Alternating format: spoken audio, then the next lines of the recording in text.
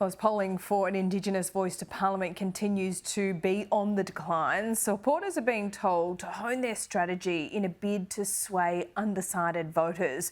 Focus group data, exclusive to AM Agenda, has revealed trends of where support remains wealthy Australians and diverse communities. For more, Redbridge Group's Director Simon Welsh joins me live. Simon, great to see you. First of all, what are you picking up in these focus groups when it comes to attitudes to the voice?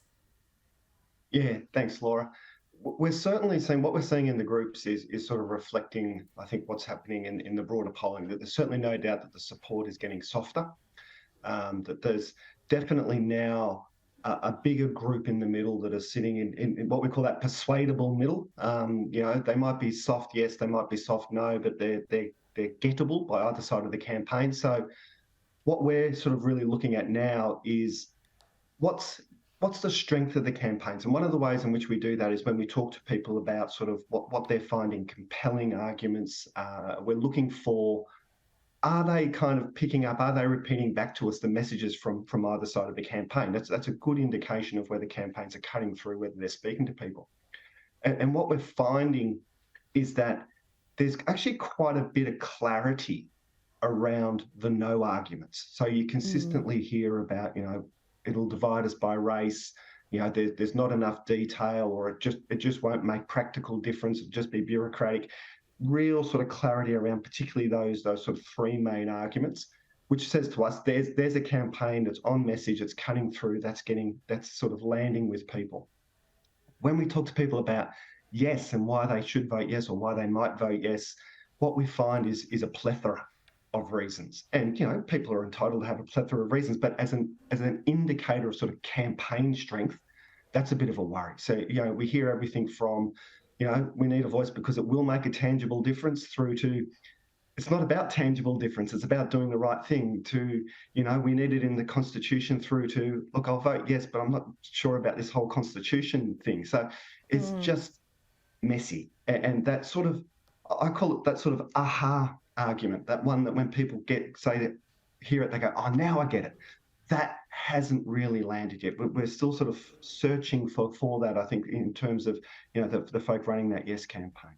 So what you're saying, Simon, is that people are seeing more of a reason to vote no than yes, and there is clarity around that. There is certainly more clarity around the reasons to vote no, and I think that's what's driving what we're seeing in sort of the headline polling of that yes. The yes vote sort of coming back to the pack, and maybe even falling behind in certain states. Yeah.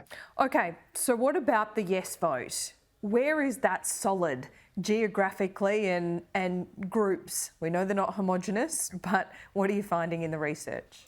Yeah, I think this is really interesting. I think that there's a support base around sort of higher income, university educated. Yeah, no surprise there.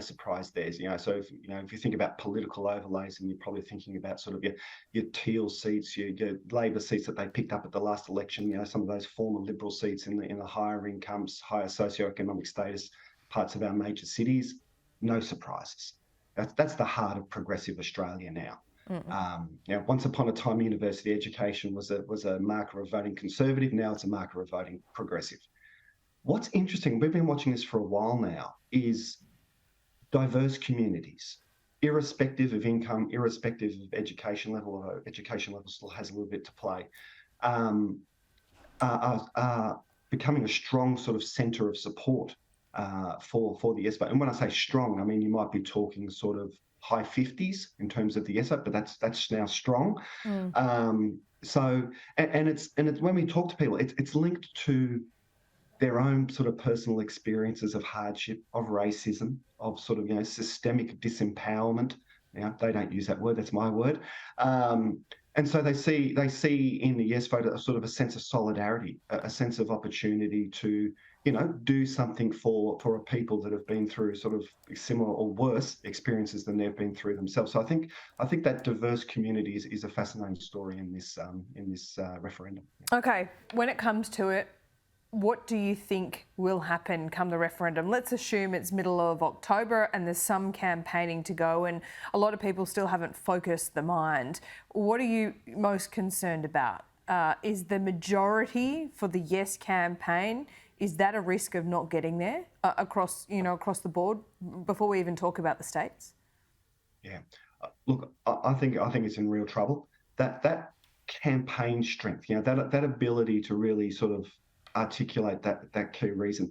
The reason we're looking at that now is that's sort of a lead indicator, because it takes months and months and months to turn that around. So if we haven't got that right yet, and October, November might sound like a long way away, but in a communication sense, it's not. Like, that will go quickly. There's a lot of other distractions. Just getting people to focus on this issue when they're worried about their mortgage, they're worried about putting food, like, there's a communication challenge just in getting attention at the moment on this stuff. I think it's in dire straits. I think the Yes campaign really needs to get its skates on in articulating that aha argument. And look, if the poll were held, in the next 3 or 4 weeks, I think that the polling that we're seeing in terms of the Yes vote being in a minority now, I think that will absolutely play out. Simon, we will see. Thanks so much as always. Thanks, Laura.